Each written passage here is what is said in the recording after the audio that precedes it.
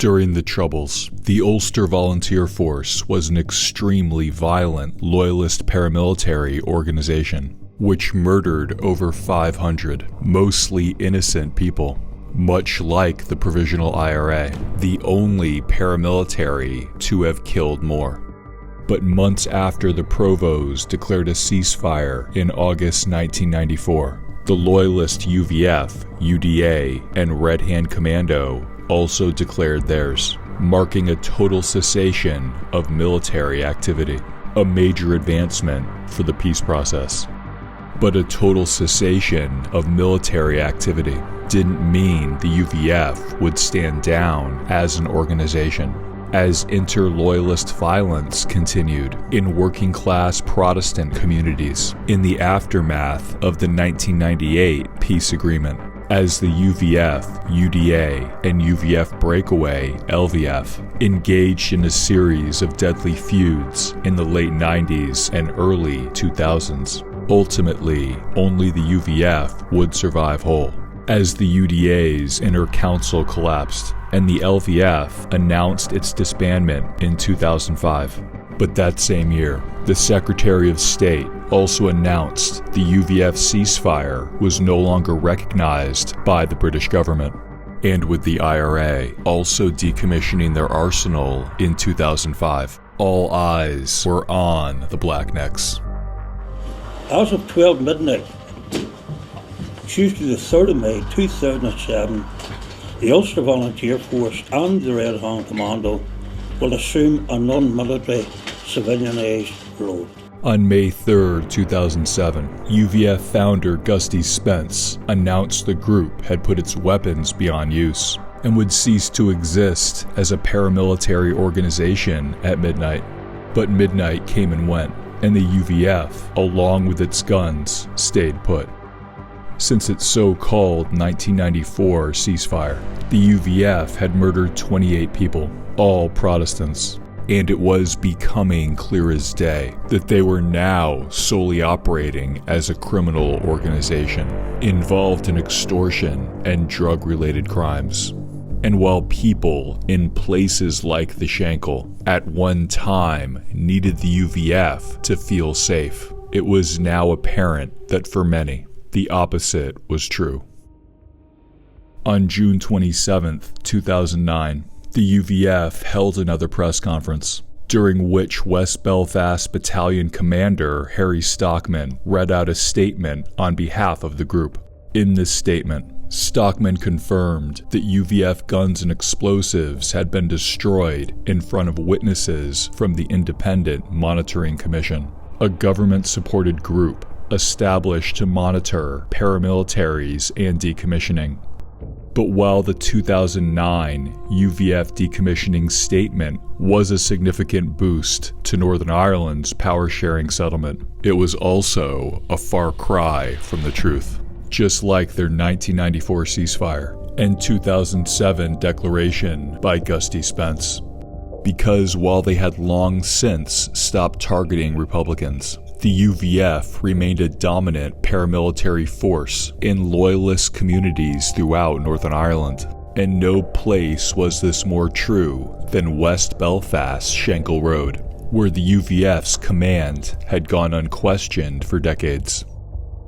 But not everyone liked living by the UVF's rules, including Shankill man Bobby Moffett, a former member of UVF offshoot, the Red Hand Commando, who had grown tired of UVF leadership and the likes of Harry Stockman.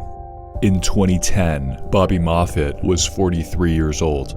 The former Red Hand Commando had been convicted of 2 robberies in 1991 and 1995. For which he had been sentenced to a total of 13 years in prison. But under the controversial terms of the Good Friday Agreement, he was out by the year 2000. But following his early release, Moffett returned to his home turf, the Shankill Road, where he was known as one of the best hand-to-hand fighters in the area and one of the most pleasant guys around. But as the 2000s played out, the burly Moffett started using the amphetamine known as speed. And while he wasn't a dealer, his personal use was becoming noticeable. So following an internal Red Hand Commando investigation into his drug use, Bobby Moffett was expelled from the organization in the mid-2000s. But while he was no longer in the Red Hand Commando, Moffett was allowed to stay on the Shankill, where his friends and family supported him through his battles with addiction. And Moffett would soon show them the same support. In early 2010, Bobby's sister Lily found herself in a difficult situation. For months, tensions had been growing between Moffett's family and the UVF regarding the antisocial activities of Lily's son, James Kelly. It was said that Kelly had been burning cars on the Shankill, and so the UVF gave him a beating and told him to leave the area for good. And while Kelly left the Shankill for a time, he missed his mom bad and began returning in secret for visits. So when the UVF found out, they started to harass and threaten Lily, and her brother Bobby wasn't having it. In May 2010, Bobby Moffett paid a visit to the Shankill's Rex Bar, a notorious UVF hangout, and challenged top UVF men Sam Austin, Winky Irvine, and Jackie Anderson to step outside for a hand-to-hand fight. But knowing Bobby's reputation, they all stayed put. So Moffett called them cowards and headed on. But Bobby Moffett couldn't shake the thought of UVF men harassing his sister, and days later made the bold choice of visiting the Shankill Road home of West Belfast Battalion Commander Harry Stockman, the man who sanctioned everything UVF on the Shankill. On Tuesday, May 25th, 2010, Bobby pounded on Stockman's front door and challenged him to a fight in the street. But like the men at the Rex, Stockman knew Bobby would destroy him and wisely stayed inside. But that only infuriated Moffett further, as he badly damaged Stockman's car in the driveway. And while the damage to his car could be fixed, Stockman's relationship with Moffett was officially beyond repair. On Friday, May 28th, 2010, Bobby was called to a meeting with then A Company Commander Joe No-Neck McGaw at the Shankill Road's Royal Bar. McGaw had assured Moffett that the UVF wanted to resolve their dispute, and given Moffett's background in the Red Hand Commando, he took No-Neck at his word. At 1 p.m. on the 28th of May, Bobby Moffett walked down the Shankill Road towards the Royal, unaware of the two men in orange vests walking behind him. And as Moffett approached Conway Street to cross the road to the Royal, the men put on balaclavas and lifted sawed-off shotguns from their waists. In full view of Friday afternoon shoppers, the two UVF hitmen shot Moffett 3 times from behind, hitting him in the chest, head, and hand. Moffett, who is about to become a grandfather, lay dying on the pavement outside the West Kirk Presbyterian Church as the gunman ran to a pair of getaway cars parked further down Conway Street. At the wheels of the getaway cars were members of the South Belfast UVF, who drove the hitmen through the Peace Wall and into Republican West Belfast. The drivers then took them across West Belfast and down the Grosvenor Road past a local PSNI station before arriving in the South Belfast UVF heartland known as the Village. The South Belfast UVF then supposedly provided safe houses for the gunmen and getaway drivers as they attempted to dispose of the two vehicles.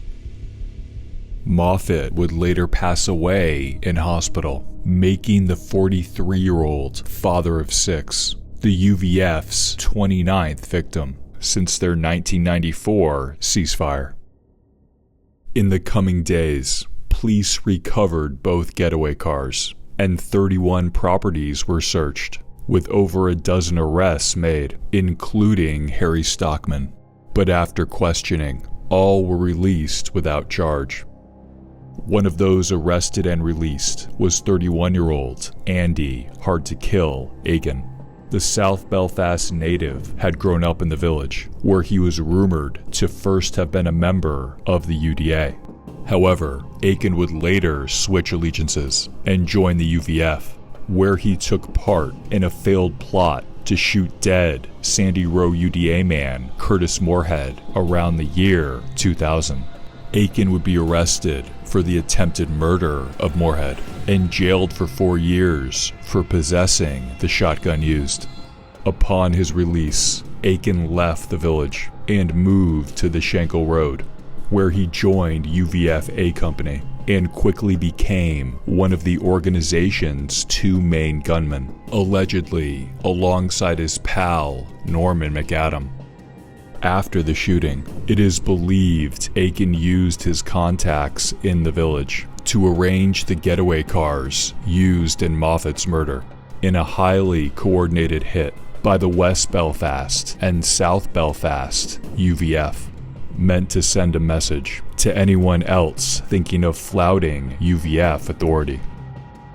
But the killing prompted outrage across the Shankill, as the UVF warned people to stay away from Moffett's funeral, and even circulated a photo of Bobby Moffett's dead body moments after he was shot.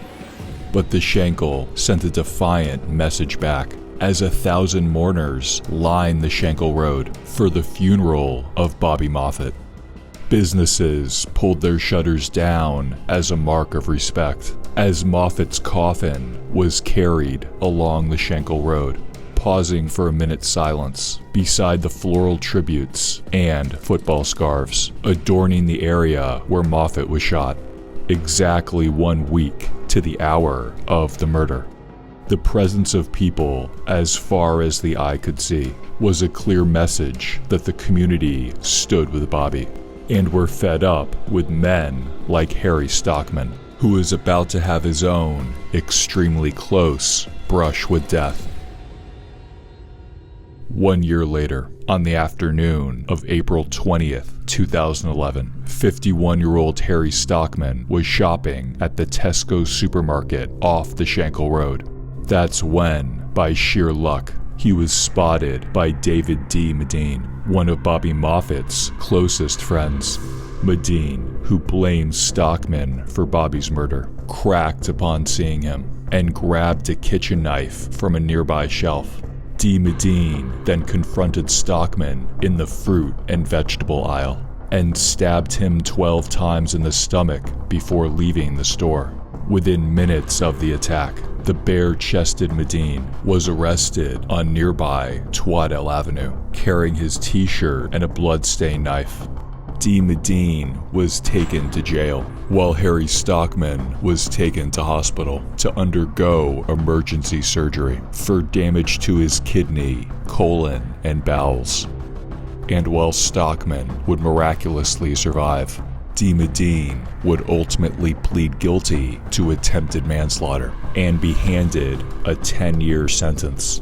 During his plea hearing, Medine admitted the attack wasn't premeditated and apologized to the traumatized customers at Tesco, saying that he snapped upon seeing Stockman, who police described in court as a prominent loyalist, to which Medine shouted from his chair, "He's a fucking tout. That's what he is." Bobby Moffett died because others had more regard for their own standing and that of the UVF than they did for his life or for the political consequences of an organization still allegedly on ceasefire, as the killing claimed a political casualty in the form of Don Purvis, the leader of the UVF-linked Progressive Unionist Party and sole Loyalist representative on the Northern Ireland Assembly. But in the months after, it's widely believed UVF leadership were promised by police they would not face any charges for the daytime attack, the controversial so-called comfort letter assurances given in the wake of the killing were an attempt to keep UVF leadership on board the peace train. But if their 1994 ceasefire, 2007 disbandment announcement, and 2009 decommissioning announcement have told us anything, it's that the word of the UVF means absolutely nothing. Bobby Moffett was killed 15 years ago, and the Blacknecks have not gone away. Instead, they have continued to police their own communities as they see fit, while the actual police allow it to happen. And the government continues to give the UVF a leash that only gets longer. Because while they claim to be for God and Ulster on their banners and murals, make no mistake, the modern-day UVF is about one thing and one thing only. Number one.